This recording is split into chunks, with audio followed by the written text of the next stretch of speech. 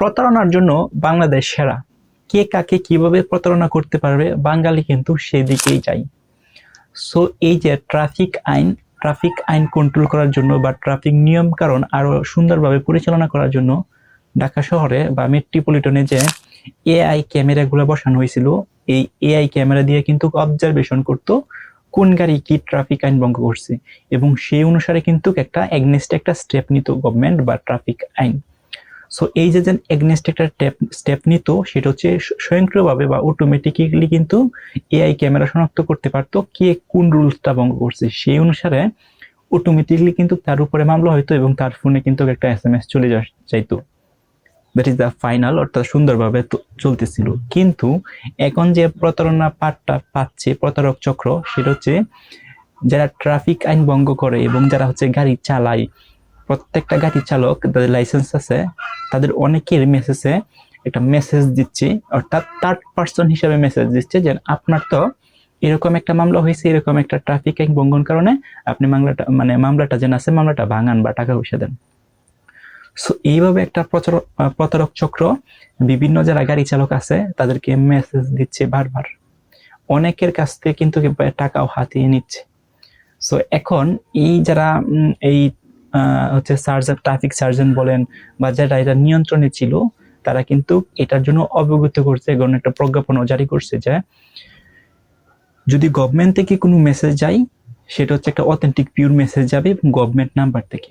কিন্তু প্রতারণ চক্র কি করে, তারা যে নাম্বারটা ইউজ করে সেটা কিন্তু হুবহু দেখতে গভর্নমেন্ট নাম্বারের মতন। সাধারণ যারা ব্যবহারকারী আছে, ফোন ব্যবহারকারী বা যারা ট্রাফিক আইন বা গাড়ি চালায় তারা কিন্তু এতটা টেকনিক্যাল না, তারা কিন্তু অনেক সময় বুঝতে পারে না কোনটা অথেন্টিক পিওর নাম্বার গভর্নমেন্ট আর কোনটা পিওর নাম্বার না। এজ এ রিজাল্ট তারা কিন্তু তারা হচ্ছে একটা দুটানায় পড়ে যায়। সো এরকম অনেকের কাছ থেকে কিন্তু এইভাবে অনেক টাকা হাতিয়ে নিয়ে যাচ্ছে।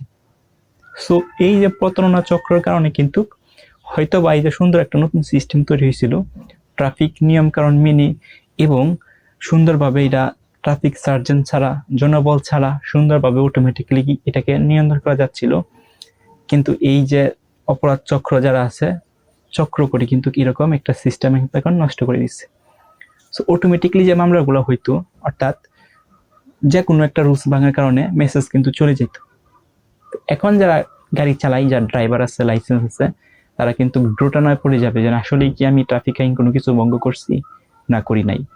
এখন এইটার খবর নিতে কিন্তু যে অফিসগুলো আছে অফিসগুলো আমার যাইতে হবে। সো দেখেন, মানুষকে বিভ্রান্তি করলে একটা যারা গাড়ি চালক তারা কিন্তু ব্যস্ত থাকে, তারা হচ্ছে একটা মেসেজ গেল, এই মেসেজটা কি আসলে পিওর মেসেজ কিনা, অথেন্টিক মেসেজ কিনা, আসলে তার নামে মামলা হয়েছে কিনা ট্রাফিক, এটা খোঁজ খবর নেওয়ার জন্য যদি সবাই অফিসে যায় তাহলে কিন্তু বিষয়টা আবার বিশৃঙ্খলা ঘটে যাবে। সো এখন কি করা, এখন করা হচ্ছে গভর্নমেন্টের যারা হচ্ছে এই প্রতারক চক্র আছে তাদেরকে ধরা এবং আইনগত একটা ব্যবস্থা নেওয়া, এবং আরেকটা বিষয় করা দরকার সরকারকে, যেন এরকম একটা অথেন্টিক পিওর নাম্বার চালু করুক, যেন যাদের ট্রাফিক আইন ভঙ্গ হবে স্পেসিফিক ওই নাম্বার থেকে গভর্নমেন্টের একটা নাম্বার মেনশন করে দেখ বা একটা সিস্টেম মেনশন করে দেখ, যেন এই সিস্টেম থেকে বা এই নাম্বার থেকে যারা ট্রাফিক আইন ভঙ্গ করবে তাদের ফোনে শুধুমাত্র মেসেজ যাইব।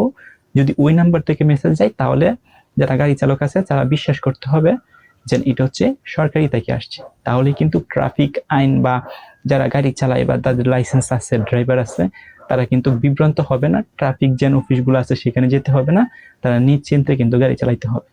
আর প্রতারক চক্র কিন্তু তখন আর কোনো কিছু করতে পারবে না, কারণ অন্য নাম্বার দিয়ে যখন কেউ মেসেজ দেয় তখন কিন্তু কেউ বিশ্বাস করবে না।